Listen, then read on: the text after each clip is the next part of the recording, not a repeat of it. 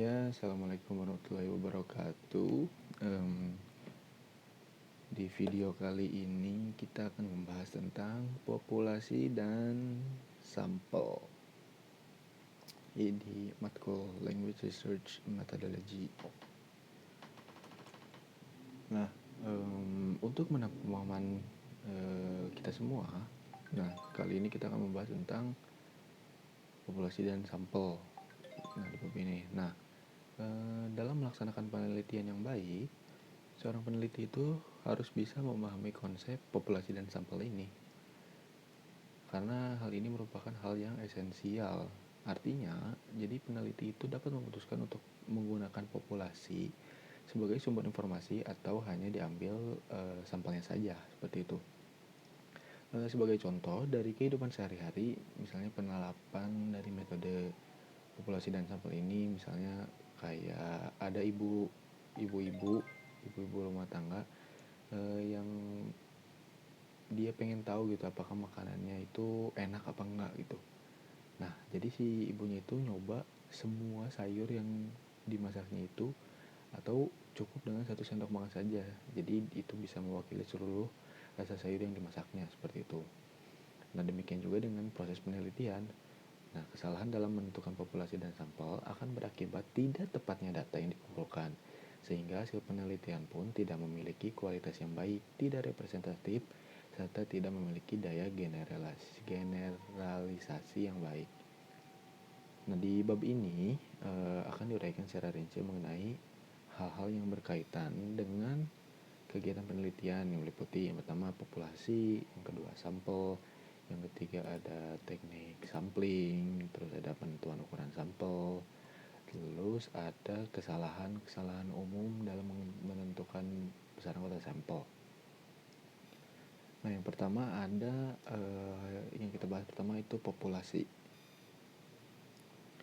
Sebagaimana yang kita tahu, populasi adalah keseluruhan objek penelitian yang terdiri dari manusia, benda-benda, hewan, tumbuhan-tumbuhan, gejala-gejala, nilai tes, atau peristiwa-peristiwa sebagai sumber data yang memiliki karakteristik tertentu di dalam suatu penelitian. Itu menurut Margono pada tahun 2004. Nah, misalnya kayak gini, kalian ingin melakukan penelitian tentang tingkat pengetahuan perawat, pengisian catatan keperawatan dalam dokumen rekam medis di rumah sakit Pelabuhan Ratu misalnya. Nah, dalam hal ini populasinya itu ya seluruh perawatnya yang ada di rumah sakit Pelabuhan Ratu itu. Jadi si populasinya itu yang perawatnya. Nah, populasi dalam setiap penelitian harus disebutkan secara tersurat, yaitu dengan besarnya anggota populasi serta wilayah penelitian yang menjadi cakupan. Tujuan diadakannya populasi ini ialah agar kita dapat menentukan besarnya anggota sampel yang diambil dari anggota populasi dan membatasi berlakunya daerah generalisasi, seperti itu. Namun, penelitian yang digunakan seluruh anggota populasinya itu disebut dengan sampel total atau sensus. Nah, penggunaan ini berlaku jika anggota populasi itu relatif kecil. Sebagaimana yang kita tahu, satu orang pun dapat dikatakan sebagai populasi karena dalam satu orang atau satu individu itu dia bisa memiliki berbagai macam karakteristik, misalnya dari gaya bicaranya, dari sikap disiplinnya, dari hobinya, dari cara bergaulnya, ataupun dari gaya kepemimpinannya, seperti itu. Nah, misalnya kalian ingin melakukan penelitian tentang gaya mengajar guru A. Nah, maka gaya mengajarnya itu merupakan sampel dari semua karakteristik yang dimiliki oleh guru A itu. Seperti itu. Lalu yang kedua ada sampel. Nah, sampel adalah sebagian anggota populasi yang diambil dengan menggunakan teknik pengambilan sampling. Dikutip dari Hussein dan Purnomo pada tahun 2001. Nah, di sini sampel harus benar-benar bisa mencerminkan keadaan populasi. Artinya, kesimpulan hasil penelitian yang diangkat dari sampel harus merupakan kesimpulan atas populasi, seperti itu. Nah, penelitian dengan menggunakan teknik pengambilan sampel ini lebih menguntungkan dibanding dengan menggunakan populasi. Mengapa demikian? Nah, mengapa mengapa begitu? Nah, jadi pertimbangan-pertimbangan seperti ini itu perlu diperhatikan oleh peneliti agar dalam pelaksanaan pencarian informasinya nanti dapat menghasilkan informasi yang representatif sehingga penelitiannya dapat dikategorikan sebagai penelitian yang valid. Nah, kita bisa lihat di sini tabel pertimbangan dalam memilih sampel atau sensus. Kita lihat yang pertama ada anggaran. Di sampel anggarannya itu kecil, sedangkan sensus besar. Lalu ada waktu yang tersedia, sampel singkat, sensus panjang. Khususnya long term, dia long term gitu kalau di sensus karena skalanya lebih besar. Ukuran ukuran ukuran ukuran ukuran populasinya besar, sensus kecil. Iya, kayaknya tadi ya kurang lebih seperti itulah. Nah, sifat dari pengukurannya itu destruktif dan dari sensus itu non destruktif. Nah, lalu ada biaya kesalahan sampling rendah sedangkan di sensus itu tinggi. Sedangkan biaya kesalahan non sampling tinggi di sampel dan sensus rendah.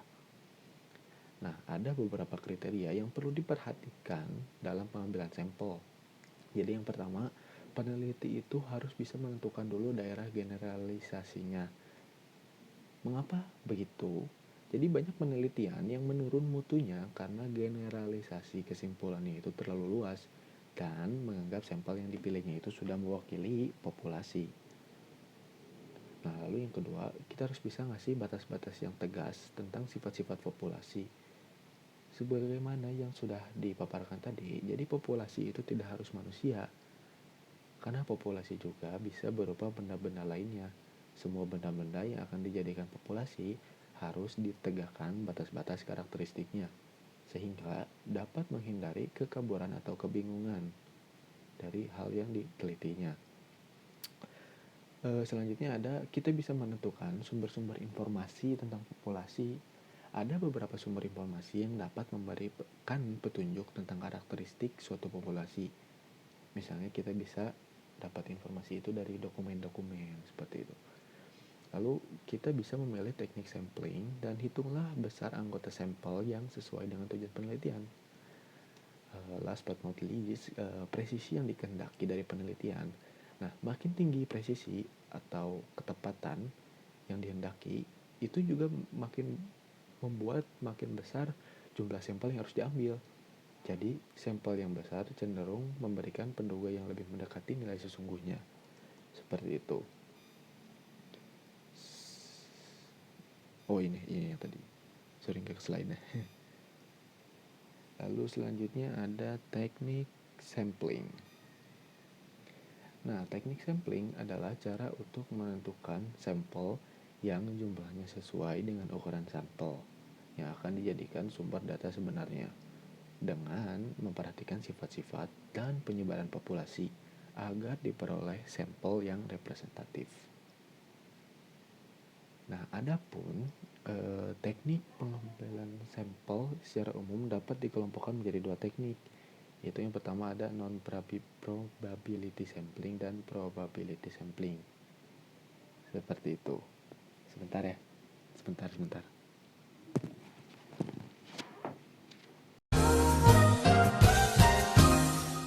Nah, yang pertama itu ada dari probability sampling.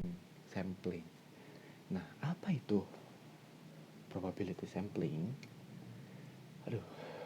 Jadi probability sampling itu teknik sampling yang memberikan peluang yang sama bagi setiap anggota populasi untuk dipilih menjadi anggota sampel. Nah, pemilihan sampel dengan cara probability ini sangat dianjurkan pada penelitian yang bersifat kualitatif. Nah, dalam probability sampling ini ada 4 teknik. Yang pertama, simple random sampling. Nah, ciri dari simple random sampling ini adalah setiap unsur dari keseluruhan populasi mempunyai kesempatan yang sama untuk dipilih. Nah, hal ini berarti setiap unsur dipilih dengan bebas dari setiap unsur lainnya. Caranya adalah misalnya menggunakan undian atau apa ya, kalau yang lebih lumrahnya lotre mungkin seperti itu. Nah, jadi di yang nama-namanya ditempatkan dalam suatu wadah dan wadah tersebut diacak-acak seperti itu. Nah, nama pemenangnya diambil dengan cara yang tidak mengandung bias. Apa keuntungannya dari menggunakan simple random sampling ini? Keuntungannya ialah anggota sampel mudah dan cepat diperoleh. Sedangkan kelemahannya, kadang-kadang kita tidak bisa mendapatkan data yang lengkap dari populasinya, seperti itu. Untuk yang kedua, ada proportionate stratified sampling.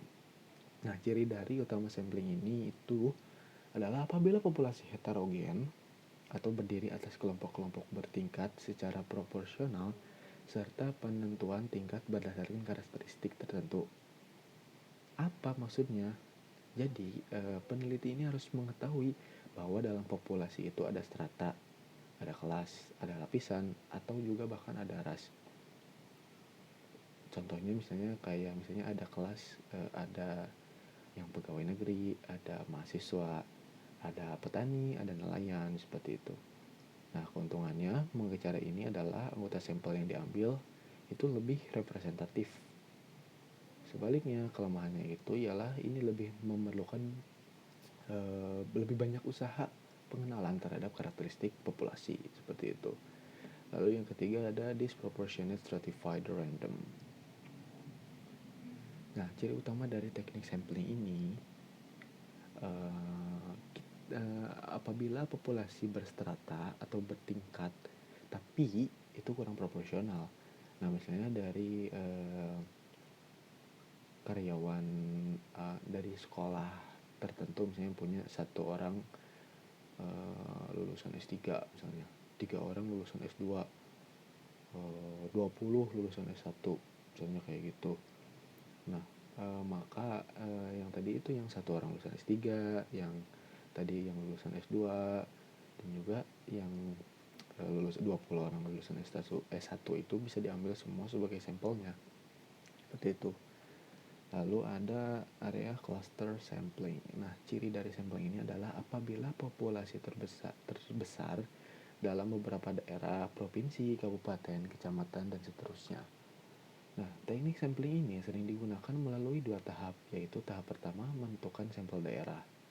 Tahap berikutnya menentukan orang-orang yang ada pada daerah itu secara sampling. Apa keuntungannya?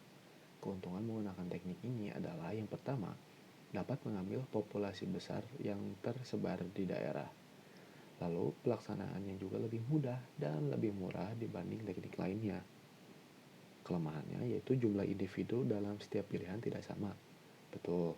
Yang kedua, ada kemungkinan penduduk satu daerah berpindah ke daerah lain tanpa sepengetahuan peneliti, sehingga penduduk tersebut mungkin menjadi anggota rangkap sampel penelitian. Nah, di sebelah kanan ada non-probability sampling. Apa itu? Jadi ini merupakan sebuah teknik yang tidak memberi peluang atau kesempatan yang sama bagi setiap anggota populasi untuk dipilih sebagai sampel. Nah, teknik ini dapat dilakukan dengan mudah dalam waktu yang sangat singkat. Namun, kelemahan teknik ini adalah hasilnya tidak dapat diterima dan berlaku bagi seluruh populasi. Mengapa demikian? Karena sebagian besar dari populasi tidak bisa dilibatkan dalam penelitian. Dalam teknik non-probability sampling ini ada 6 macam teknik. Ada 5 teknik, yaitu yang pertama ada sampling sistematis, yaitu ciri utama dari sampling ini adalah apabila pengambilan sampel dipilih berdasarkan urutan dari anggota populasi yang telah diberi nomor urut. Contohnya seperti anggota populasi dari misalnya penelitian tentang daftar pegawai di suatu kantor, misalnya terdiri dari 100 orang. Nah, dari semua anggota ini diberi nomor urut, yaitu dari nomor urut 1 sampai 100. Nah, pengambilan sampelnya bisa dengan bilangan kelipatan, mau ganjil aja ataupun mau genap aja, atau bahkan ya ganjil genap aja biar mudah. Nah, keuntungan dari teknik ini adalah mudah dalam pelaksanaannya dan bisa cepat diselesaikan. Sedangkan kelemahannya, populasi yang berada di antara yang kesekian dan kesekiannya itu kadang dikesampingkan gitu. Jadi sehingga cara ini tidak sebaik sampling acak-acakan. Nah, yang kedua ada sampling kuoto atau tipe kayaknya sampling kuota. Nah, ciri utama dari sampling ini ialah apabila anggota sampel pada suatu tingkat dipilih dengan jumlah tertentu atau kuota itu dengan ciri-ciri tertentu. Sebagai contoh, seorang peneliti akan melakukan penelitian tentang pendapat masyarakat terhadap pemindahan ibu kota negara Indonesia. Jumlah sampel yang ditentukan itu misalnya katakanlah 800 orang. Nah, jika pengumpulan data masih belum memenuhi kuota tersebut, maka penelitian dipandang belum selesai karena belum memenuhi kuota yang ditentukan. Selanjutnya ada sampling insidental. Nah, dari sampling ini cirinya itu apabila pemilihan anggota sampelnya berdasarkan kebetulan dilakukan terhadap orang atau benda yang kebetulan dijumpai. Jadi secara insidental. Contohnya kayak seorang penelitinya itu, si penelitinya itu misalnya menanyakan pada pengunjung pasien tentang pelayanan puskesmas. Ya, berupa testimoni seperti itu. Nah, keuntungannya itu ya ini tekniknya cenderung murah, cepat dan juga mudah. Kelemahannya yaitu kurang representatif. Lalu ada purpose sampling. Nah, ciri utama dari sampling ini adalah apabila anggota sampel yang dipilih secara khusus berdasarkan tujuan penelitian. Sebagai contohnya untuk meneliti kualitas jagung misalnya. Nah, maka sampel sumber datanya itu ya orang yang ahli di bidang pertanian. Nah, teknik ini biasanya dilakukan dalam penelitian kualitatif dengan tujuan mengamati kasus-kasus tertentu.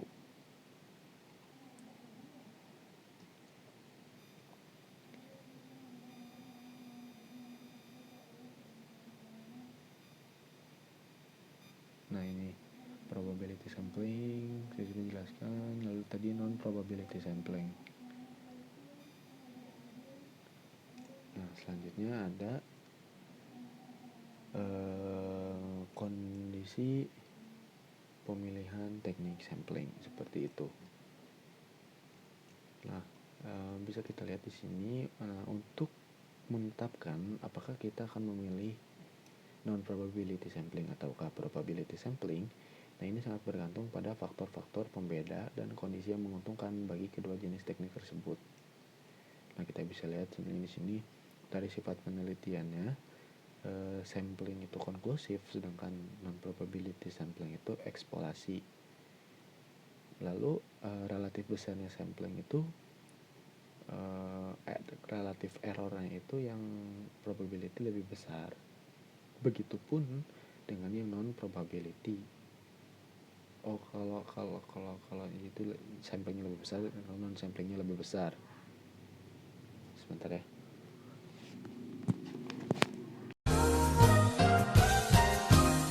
Lalu ada variabilitas dalam populasi.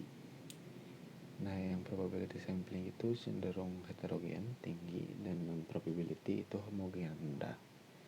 Lalu ada pertimbangan statistik, menguntungkan dan tidak menguntungkan. Sedangkan dari operasionalnya, dari sampling itu tidak menguntungkan. Dari non probability itu sangat menguntungkan. Selanjutnya ada penentuan ukuran sampel. Nah, ukuran sampel adalah banyaknya individu, subjek, atau elemen dari populasi yang diambil sebagai sampel. Dikutip dari Husani dan Purnomo. Nah, tentang berapa ukuran ideal, apakah ada ukuran ideal untuk sampel penelitian? Wah, dikutip dari buku metode penelitian kualitatif kuantitatif itu, mungkin sampai saat ini belum ada kesepakatan ataupun ketentuan yang bisa diterima secara umum. Nah, penetapan ukuran sampel merupakan masalah yang kompleks dan mencakup banyak pertimbangan kualitatif dan kuantitatif seperti tipe kesalahan, confidence level, standar deviasi, variance, dan lainnya. Nah, hal lain yang tidak kalah penting adalah research design yang juga mempengaruhi rumus besar sampel mana yang akan digunakan. Nah, sedangkan dari teknik untuk menghitung besarnya anggota sampel secara umum itu bisa digunakan ataupun dapat dilakukan dengan cara-cara sebagai berikut. Ini yang pertama ada studi proporsi. Nah, penghitungan besarnya anggota sampel dengan menggunakan cara proporsi dapat menggunakan sejumlah rumus, salah satunya sebagai berikut. N sama dengan Z kuadrat alfa kali P dalam kurung 1 min P dibagi E kuadrat. Jadi P itu proporsi, sedangkan E itu presesinya. Ya, nanti akan dijelaskan lagi. Nah, misalnya contoh soalnya tuh, seorang peneliti ingin melakukan penelitian tentang proporsi pasien diabetes yang rutin melakukan pengobatan ke rumah sakit. Jika populasi N sama dengan 1.500 pasien diabetes, maka tingkat kepercayaannya itu 95%, presesinya 10%. Nah, tapi P sebelumnya itu tidak diketahui, maka kita gunakan 0,5. Nah, selanjutnya data tersebut dimasukkan ke dalam rumus berikut ini. N, nah tadi itu rumus yang tadi kan, N sama dengan alfa kali P, bla bla bla bla bla, lalu kita masukkan angka yang tadi 1 dikali 95 kuadrat dikali 0,5. Ya, jadi kita masukkan angka-angka yang tadi, jadi rumusnya udah ada. Dan begitu jumlahnya ada 385, seperti itu. Nah, bila P dan 1P-nya itu tidak diketahui, maka kita akan gunakan nilai di tengah-tengah, yaitu 0,5. Selanjutnya, berdasarkan rumus tersebut, apabila hasil perhitungan besar sampel N masih dianggap besar, kita memungkinkan untuk melakukan koreksi terhadap N tersebut dengan rumus ini. N sama dengan 385 dikali 1500 dibagi 385 ditambah 1500 dikurangi 1. Hasilnya jika dibulatkan yaitu ada 307, seperti itu. Lalu ada studi Mean or one group. Nah, untuk studi Mean atau studi tentang nilai rata-rata, maka kita bisa menggunakan rumus ini. N sama dengan, ya seperti itu. Seperti itu. Nah, keterangannya kita bisa diketahui di sini Z A itu kesalahan tipe 1. Alfa kuadratnya itu variance, presesi, D presesi, S itu dari standar deviasinya. Nah, kita langsung ke contoh soalnya. Misalnya seorang peneliti ingin melakukan penelitian tentang Mean atau nilai rata-rata berat badan remaja laki-laki di daerah Z, misalnya di daerah Pangsor. Nah, tingkat kepercayaan sebesar 95%, presisi 1,5 dan standar deviasi 6 kg. Nah, selanjutnya data ini akan dimasukkan ke rumus sebagai berikut. Nah, jadi selanjutnya bila sampel dianggap terlalu besar, maka kita dapat melakukan N koreksi dengan rumus seperti berikut ini.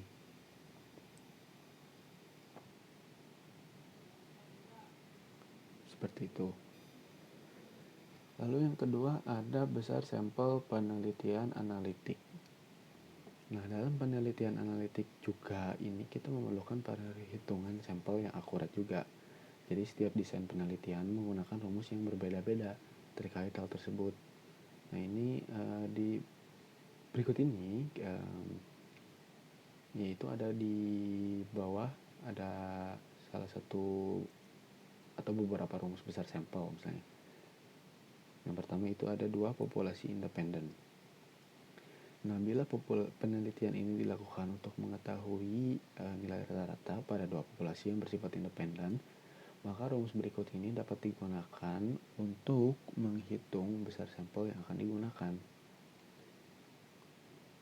N1 sama dengan N2 sama dengan 2 dalam kurung ZA tambah Z alpha tambah Z beta dikali S, lalu dibagi X1 dikurangi X2 lalu dikuadratkan. Apa itu huruf-hurufnya itu? Nah, N1 ini besar sampel kelompok 1, N2 besar sampel kelompok 2, Z alpha kesalahan tipe 1, Z beta kesalahan tipe 2, S standar deviasi, X1, X2 itu perbedaan klinis yang diinginkan. Nah, lalu ada dua populasi berpasangan. Nah, rumus besar sampel untuk penelitian mencari mean pada populasi yang dipilih secara berpasangan atau matching. Nah, keterangannya N besar sampel, Z alpha, Z beta kesalahan tipe 1 dan tipe 2, SD ini simpangan baku dari rata selisih. Nah, D-nya itu atau delta-nya itu selisih rata dua kelompok yang bermakna. Lalu ada kesalahan-kesalahan umum dalam menentukan ukuran sampel. Nah, biasanya kesalahan-kesalahan umum yang sering dijumpai dalam menentukan misalnya ukuran sampel adalah sebagai berikut. Misalnya, yang pertama itu peneliti gagal dalam menetapkan jumlah anggota populasi yang dapat diperoleh. Lalu peneliti tidak menggunakan teknik sampling yang disyaratkan untuk menentukan anggota sampel subgrupnya, sehingga analisis statistika parameter tidak berlaku pada populasinya sebenarnya. Lalu yang ketiga, peneliti merubah prosedur teknik sampling. Lalu peneliti juga merubah rumus untuk menghitung besaran anggota sampel. Nah, peneliti juga memilih anggota sampel yang tidak sesuai dengan tujuan penelitiannya. Jadi tujuan penelitian pun harus selaras dengan anggota sampelnya seperti itu. Jadi akan adanya koordinasi ataupun kesinambungan antara anggota sampel dengan penelitian. Selanjutnya, kesalahan umumnya itu peneliti mengurangi anggota sampel yang telah ditentukan oleh perhitungan. Lalu peneliti tidak memberikan alasan-alasan mengapa rumus dan teknik sampling yang digunakan dalam penelitian itu. Jadi peneliti terus memberikan alasan mengapa demikian, karena akan kayak adanya pertanggungjawaban dari mengapa dia menggunakan rumus dan teknik samplingnya itu. Lalu terakhir ada peneliti memilih grup eksperimen dan grup kontrol dari populasi yang berbeda. Seperti itu. Ya, I think it's enough for me. Sorry for mungkin ada beberapa hal yang belum saya paham betul, terutama dari yang rumus-rumus itu. Juga mohon maaf tadi ada beberapa interupsi. Ya, mohon maaf atas itunya ya. Excuse for my mistake dan for Miss Ega. Well, I hope you could teach us about all of those formula, I guess so, because well, yeah, I'm like in maths, to be honest, even though it's not maths. Jadi curhat ya. Ya pokoknya semoga nanti Bu Ega akan mengajarkan lebih lanjut tentang yang rumus-rumus tadi ya. Mungkin jika ada beberapa hal yang ingin ditanyakan, silahkan tanyakan saja. Seperti itu. Thank you for all your attention. Wassalamualaikum warahmatullahi wabarakatuh.